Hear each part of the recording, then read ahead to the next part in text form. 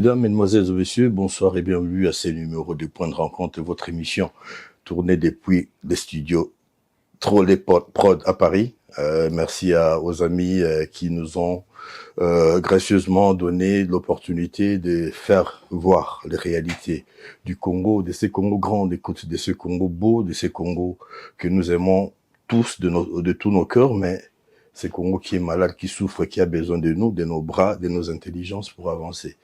Et aujourd'hui, nous allons faire une sorte de prospection, trouver le Congolais qui retrousse le manche et essaie d'élaborer pour trouver les trésors qui se cachent dans le sous-sol. J'ai l'honneur de recevoir monsieur Yves Kingolo.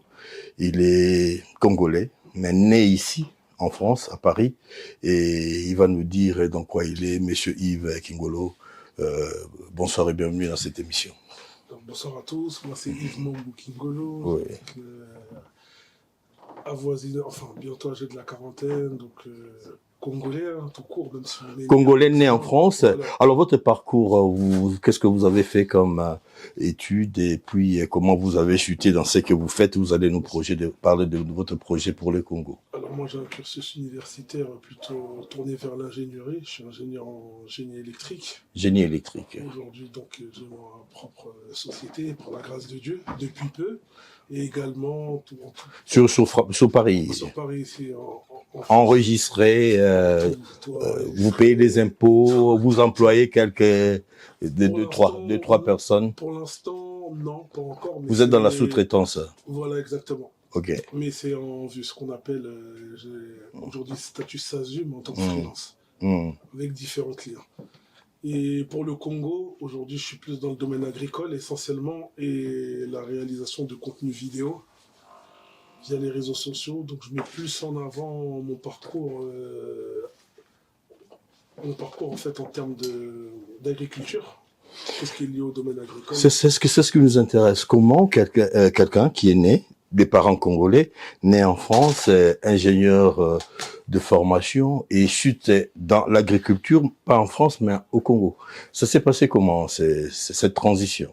Alors comment s'est passée cette transition? Je pense que c'est quelque chose qui est familial. Mon grand-père avait un élevage de poules au niveau de la commune de Kasavubu. Okay. Et mon oncle aussi qui est dans l'agriculture, avec des grands espaces, il fait plus le maïs, il fait aussi l'élevage de porcs ou autres au niveau du Katanga. Mais pour ce qui me concerne, en fait, j'allais souvent au Congo, du fait que papa était retourné au Congo quelques années.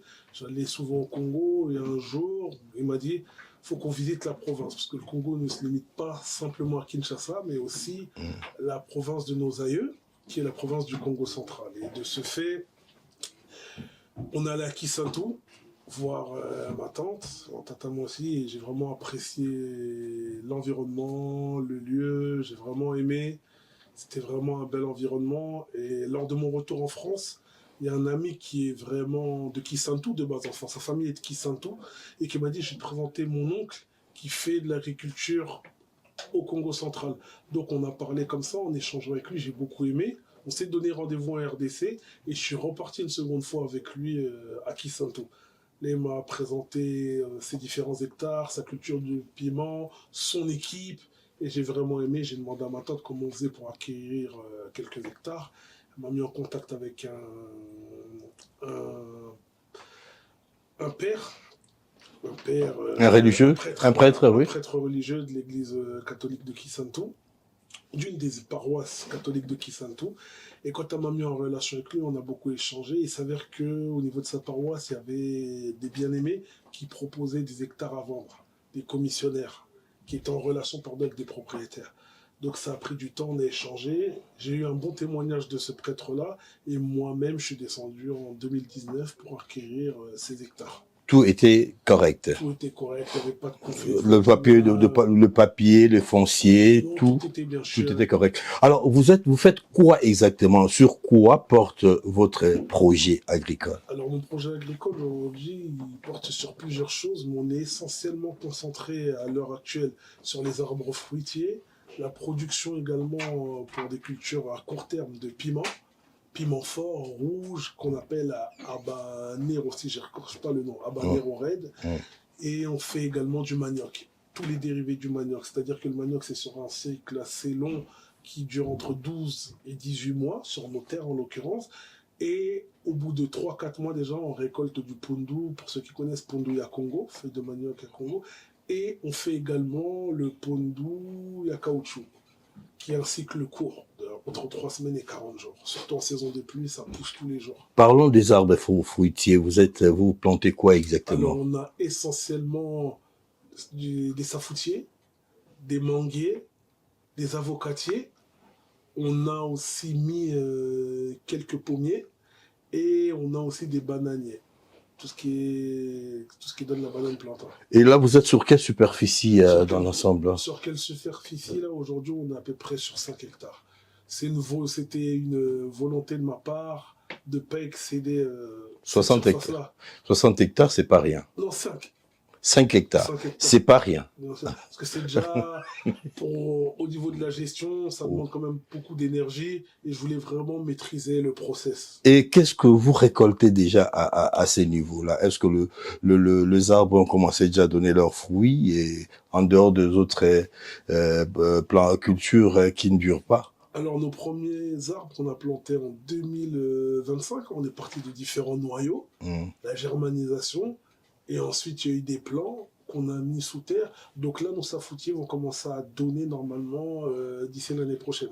Ok. Les premiers safoutiers plantés en 2021, parce qu'on n'a pas tout mis en même temps. Mais au niveau des récoltes, le manioc déjà, on est peut-être à notre 3e ou 4e récolte. Quand je parle de manioc brut, au niveau du pondu, c'est régulier. Le piment aussi, je compte plus les récoltes, on en a fait régulièrement. On a un peu de culture vivrière, si je ne me trompe pas, comme les épinards. Les épinards, c'est du vivrier au maraîcher, je sais même pas, je ne maîtrise pas tout. Qu'on récolte régulièrement, des patates douces aussi, qu'on récolte régulièrement. On a fait quoi encore? Là, on a un élevage de poulets en plein air. Poulets en plein air. On a commencé à 10, aujourd'hui on est à 40. Alors, comment vous faites pour écouler tout ce que vous produisez déjà? Alors, comment on écoule ça? C'est essentiellement le marché de Quintano, pour ceux qui connaissent Kisanto sur la Nationale 1. Au niveau du quartier Kimbala, il y a un marché Kimbala, il me semble que c'est le même quartier, et aussi au marché de Matadi Kimbala. Tout dépend des prix, parce qu'au Congo, on sait que les prix, c'est des montagnes russes. Ça monte, ça descend, ça monte, ça descend. Tout dépend s'il y a une grosse différence de prix. Et également pour les pondous, on essaie vraiment d'avoir des clients, des particuliers, qui peuvent venir sur notre site afin de nous acheter nos récoltes. Et depuis peu, il y a une partie que j'achemine en Europe. Mais c'est plus des échantillons afin de faire goûter le produit pour voir s'il est validé ou non, en termes de goût. Alors, c'est là, je suppose que vous avez mis, c'est un investissement qui vous a coûté, c'est que ça peut vous a coûté. Et avec ce que vous êtes en train de produire, vous pensez comment reprendre votre investissement, gagner quelque chose? Est-ce que c'est encourageant? C'est un modèle économique encourageant. Bon, je pense que le projet agricole, c'est exaltant, mais sur le plan financier, c'est un projet financier aussi exaltant, entre guillemets. Aujourd'hui, par la grâce du Seigneur Dieu, avec les bénéfices qu'on fait, on réinjecte sur la production. Et on réinjecte également sur l'amélioration du matériel ou autre. Et ça s'autofinance. Volontairement, là, je vais faire un investissement qui sera assez colossal parce que je veux beaucoup associer la technologie. Mais je sais qu'aujourd'hui, par la grâce de Dieu, déjà, ça fait un moment que ça s'autofinance et que j'ai pas besoin d'envoyer d'injecter, de donner des perfusions. Voilà, c'était volontaire parce qu'aujourd'hui, pour voir si un business marche, il faut essayer de voir si ça s'autofinance tout seul dans un premier temps, ensuite les bénéfices, et après cela, qui dit bénéfices colossaux, on peut investir. Mais vous avez donné des emplois. Qu'est-ce que vous avez apporté en termes de valeur ajoutée à Kisantu ou dans le Congo central? Vous employez combien de personnes? Est-ce que les gens en vivent? Il y a des familles qui en vivent et il y a des gens qui sont heureux de travailler avec vous dans ce projet-là? Ma plus grande satisfaction, je rends grâce à Dieu, c'est surtout quand il y a mon technicien, parce que j'avais 3 techniciens en permanent. Et ensuite, j'avais des équipes d'intérimaires que je prenais pour des tâches journalières et surtout pour tout ce qui est travaux pour labourer la terre, pour dessoucher. Et aujourd'hui, quand je descends sur le terrain, on peut même le voir sur mes réseaux sociaux, que je rentre dans le village où on est, vers Kindundu, et qu'on voit des familles entières qui sont contentes parce qu'on leur a donné un emploi, c'est ma plus grande satisfaction. Quand je vois que mon employé aujourd'hui... Un travail payé. Bien sûr. Bien sûr. Quand on prend des journaliers au Congo, si on ne peut pas les payer, ils ne vont pas travailler. Eux, ils ne regardent pas les cadeaux d'Europe ou autre. Je pense que cette époque-là est révolue. Il faut vraiment payer les gens. Et au niveau de mon technicien, ça dépend sur certaines cultures, on partage. Il a un pourcentage sur les récoltes. Et à chaque fois que je viens, si je vois que le travail est bien fait, il y a toujours une prime. Et par le passé, c'était vraiment de manière... enfin, chaque mois, il y avait vraiment un salaire fixe. Là, on va reprendre ce procédé. Il y aura une partie fixe et une partie variable. Alors pour quelqu'un qui habite l'Europe, commencer un projet au Congo, beaucoup ont été déçus. Et qu'est-ce qui peut expliquer votre succès, le succès de votre projet, le succès de votre action? Parce que là, il me semble que vous êtes content de ce qui s'est passé, alors que vous vivez encore ici, alors que vous êtes encore ingénieur en génie électrique. Expliquez-nous la formule, qu'est-ce qui s'est passé pour vous? Alors moi, pour ma part, je suis vraiment une personne qui aime énormément le Congo. D'ailleurs, par moment, j'y vais 4, 5 jours. Là, pour vous dire, là, j'y suis allé en novembre. J'y suis allé en mars. J'y suis allé fin mars, fin avril. Je suis une personne qui vit régulièrement.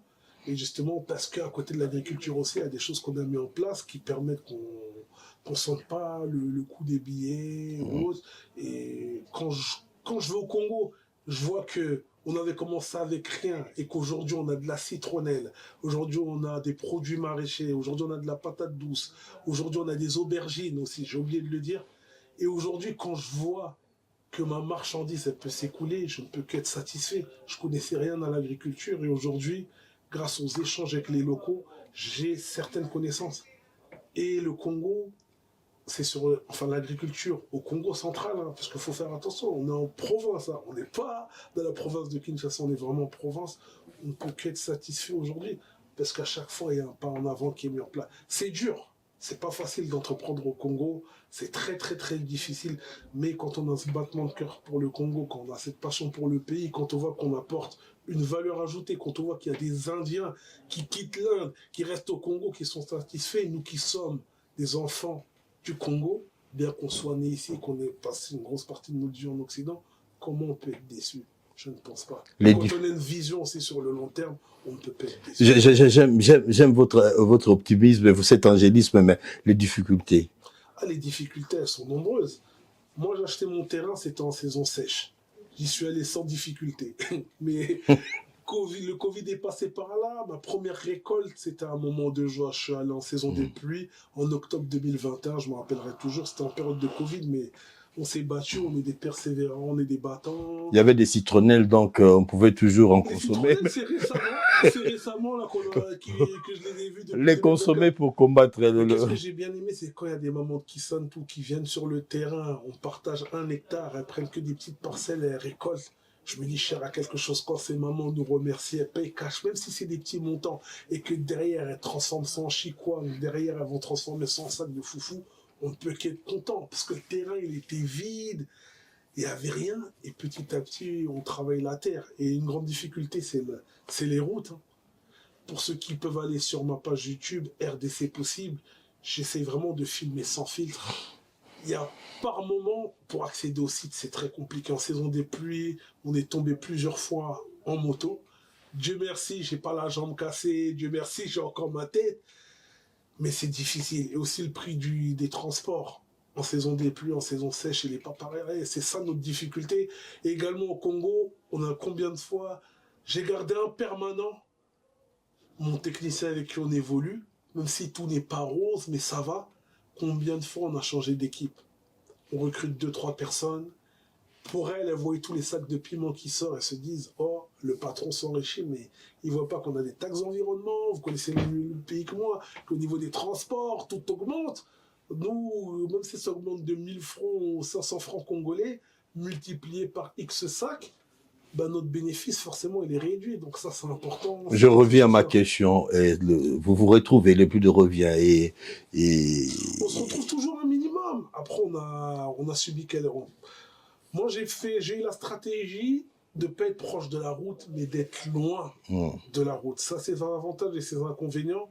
En 5 ans, peut-être que les techniciens prennent des sacs en mon absence, mais par rapport à notre prévision entre la théorie et la pratique, vous êtes dans le bon. Ça va. Ça va. Alors tout n'est pas parfait, mais ça va. Pensez-vous que la RDC soit une terre agricole, de votre expérience? Mais la RDC est plus qu'une terre agricole, c'est simple. Pour ceux qui ont l'habitude de faire la Nationale 1 entre Kinshasa et Mwanda, on voit une richesse. Tout ce qui est le bassin, Banzangungu, Kisantu, on voit que le climat est tempéré, il ressemble à celui de l'Europe. Des fraises peuvent pousser, les pommes de terre sans difficulté peuvent pousser. Il y a certains arbres qu'on retrouve en Europe, qu'on peut retrouver facilement en RDC. Ensuite, si on s'avance du côté de Kimpese, on voit qu'ils font souvent les petits oignons, j'ai oublié le nom. L'Ndembi. Le poireau Ndembi. Ça coûte rien du tout. Au niveau de Kimpese, c'est des productions locales. C'est ça qui me fait plaisir. On avance ensuite, pour ceux qui connaissent, on dépasse Matadi. On arrive à Sanda. C'est des spécialistes de la banane. Des belles bananes.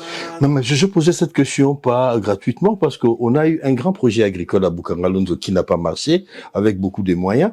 Et je suis surpris de constater que vous, individus avec des maigres moyens, vous réussissiez. Alors, si vous devez passer au stade de l'agriculture industrielle, qu'est-ce qu'il vous faudrait? Si on doit faire un Bukangalonzo là à Kisantu avec vous, vous aurez besoin de quoi? Pour faire un Bukangalonzo, honnêtement, aujourd'hui, chaque difficulté, c'est une opportunité pour un entrepreneur. Qu'est-ce qui manquerait aujourd'hui? Pour faire ça, c'est juste au niveau de la législation, par exemple, qu'il y ait des tarifs fixes au niveau des transports. Qu'est-ce qui manquerait? C'est qu'au niveau de la législation aussi, on nous facilite les choses. Parce que j'ai une anecdote. Il y a en 2022, lorsque je suis allé sur mes terres, Kisanto, ils avaient fait un barrage. Il y avait un barrage. D'habitude, il n'y a pas de barrage sur ces 11 km. Ouais. Il y avait plusieurs barrages, donc on devait payer à chaque barrage. Et ce n'est pas des barrages connus de l'État, c'est des barrages locaux. Pirates. Voilà, des barrages pirates. Et qui nous dit que demain, ça ne va pas arriver avec un prix exorbitant? Qu'est-ce qu'on peut faire? On est pris au piège. En plus, apparemment, on voit que je suis quelqu'un qui vient de l'Occident, même si je veux me noyer dans la masse avec des tenues ou autres. C'est un peu ça le problème. Il faudrait réguler ça, et surtout pour exporter nos produits. Parce qu'aujourd'hui, la RDC peut nourrir, je pense, le monde entier. Pour exporter nos produits, il faudrait aussi qu'on nous facilite, parce que les prix sont exorbitants et coûteux par rapport à nos voisins. Mais sinon, ça peut se faire. Il faut une formation pour les machines, pour certains locaux, mais le Congolais est très débrouillard, il s'adapte très vite. Ça peut se faire. Yves Mambou, je reste sur ma question. Pour dupliquer ça en grandeur nature, c'est le projet que vous avez là, c'est-à-dire que vous preniez par exemple 100 hectares, il faudrait quoi? J'aurais besoin de main-d'œuvre, forcément. Une main-d'œuvre investie, une main-d'œuvre formée aussi. Parce que gérer 5 hectares et 100 hectares, c'est pas la même chose. Là, on passe à l'industriel, comme vous avez dit. Il faudrait aussi que je puisse me former sur le management industriel. Parce que c'est pas une chose que je fais aujourd'hui. Bien qu'on se renseigne là-dessus, je ne suis pas sachant. Donc, il faudrait aussi s'associer avec des gens de la sous-région, de la contrée, qui gèrent peut-être des espaces plus grands.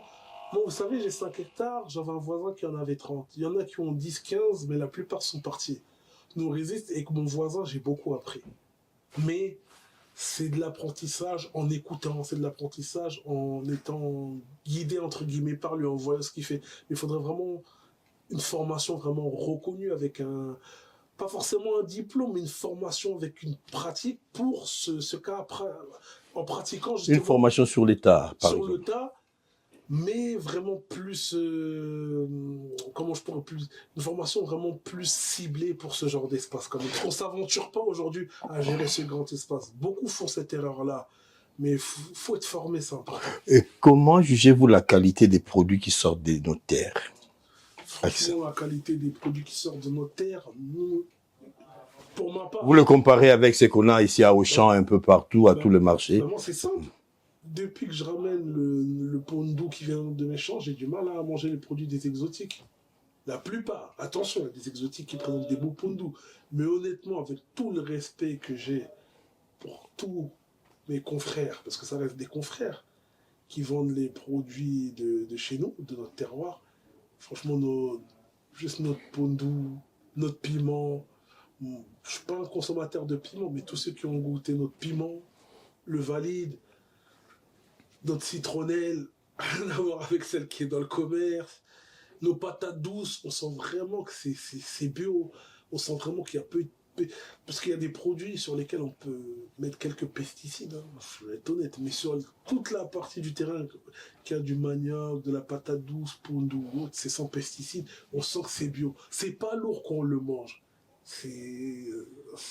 On le digère naturellement. Yves Mambou, où est-ce que vous avez trouvé l'argent pour faire ça? C'est avec mes fonds personnels. Hein. Les fonds personnels. Avez-vous obtenu quelques facilités au niveau du pays? Est-ce qu'il y a des structures au niveau local qui peuvent aider des entrepreneurs, des agriculteurs comme vous? Je pense qu'il y en a, parce que on va dire entre guillemets, on a toujours une connaissance qui connaît une connaissance, mais le problème c'est que quand on opte pour ces voies-là, pour l'instant de ma propre expérience, peut-être que j'ai pas été bien accompagné, c'est assez difficile, donc je préférais évoluer avec mes fonds propres. Mais on a pour ambition de grandir, comme je vous dis, c'est sur le long terme que je vois l'agriculture au Congo. Demain, on aura forcément, s'il y a des structures qui sont mises en place, on devra en bénéficier, ne serait-ce que pour des prêts, parce que les banques doivent financer les entrepreneurs. Je comprends que vous êtes vous-même votre propre bailleur, mais pensez-vous réussir un projet agricole, n'importe quel, mais agricole en l'occurrence, sans un accompagnement d'une banque? Une banque spécialisée, une banque agricole comme ici en France, il y a des banques agricoles, il y a des banques de toute nature. Vous pensez que ça peut être possible? Tout est possible à celui qui croit. C'est possible, mais la tâche serait plus facile si on passait par des banques. Parce qu'aujourd'hui, si je veux réunir 1 million d'euros, je vais prendre X années peut-être, sauf si le Seigneur me fait grâce, peut-être tomber sur un marché, une opportunité où ça va vite. Or que si j'ai une banque aujourd'hui, j'ai un certain montant et ils peuvent m'avancer ce montant et que mon projet est validé, parce que en écoutant mon projet ou autre, je leur démontre que c'est un projet qui ne va pas se casser la figure, forcément on ira plus vite. Mais c'est pas grave, pour le moment on ne prend pas l'ascenseur, on franchit, on va gravir les niveaux en prenant l'escalier. Vous parlez des dieux à chaque phrase, à chaque détour. Et la foi, c'est quelque chose pour vous, représente quoi? La foi en Dieu représente quoi pour vous? Moi, je suis chrétien aujourd'hui, j'ai accepté Christ comme seul Seigneur et Sauveur. Et sans la foi envers mon Seigneur Dieu, je pense que j'aurais déjà tourné la page avec le Congo. C'est difficile, hein, la RDC. C'est pas un terrain facile. Hein. Quand on va au Congo central, si par moment tu n'es pas dans le circuit, tu peux être dérangé ou autre. Les gens, parce qu'ils voient les gens, comme tu viens de l'Occident, après ça, je le retrouvais plus Sakine, un peu moins en province. Forcément, ils veulent doubler, tripler les prix. C'est un peu le jeu. Mais voilà, un entrepreneur, quand il y a une difficulté, il ne doit pas baisser les bras, il faut foncer et trouver des solutions. Et par la grâce de Dieu, on avance. Alors, pour terminer, si vous aviez une demande à formuler à l'autorité, parce qu'on a un gouvernement au Congo et que le président de la République, Félix Tshisekedi, a parlé de la revanche du sol sur le sous-sol, c'est-à-dire que l'agriculture reste sur le premier plan en ce qui concerne les priorités du gouvernement. Et si les privés veulent s'y investir, c'est toujours une bonne chose. Quelle serait votre demande, quels seraient vos vœux à l'endroit du gouvernement pour que les particuliers puissent... Mon vœu le plus cher, j'ai comme rêve de faire toutes les provinces de la RDC. Aujourd'hui, il me semble qu'il y a parce que le grand Bandundu a éclaté en plusieurs provinces. Il y en a une par la route qui est difficile d'accès. Il me semble que c'est celle où il y a Bandundouville. Hmm. Je ne sais plus c'est Baniville, oui. c'est quelle Ban- province. La Kwilu, là c'est Kwilu. Bandundouville, c'est Bandundouville, c'est la capitale de Kwilu, Voilà. la province de Ce Kwilu. genre de province, j'ai des personnes qui sont allées en avion, m'ont dit qu'il y a des terres à foison qui demandent qu'à être exploitées. Faites-nous les routes. Je confirme. Faites-nous les routes ferroviaires, fluviales, aériennes, les liaisons aériennes bien régulières, fréquentes. Et nous, que ce soit la diaspora ou même des locaux qui sont motivés, on fera le reste. Concluez l'émission en 2 mots. Merci à vous, M. Nseka, de m'avoir donné cette opportunité pour m'exprimer, ma petite expérience. Moi, j'encourage tout un chacun de la diaspora congolaise.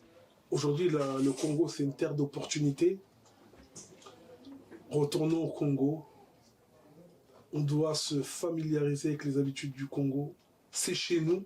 Si ce n'est pas nous qui le faisons, ça sera un Indien, un Russe ou un autre qui le fera. On se doit d'entreprendre au Congo. On se doit d'avoir des terres au Congo. On se doit d'être positif avec le Congo.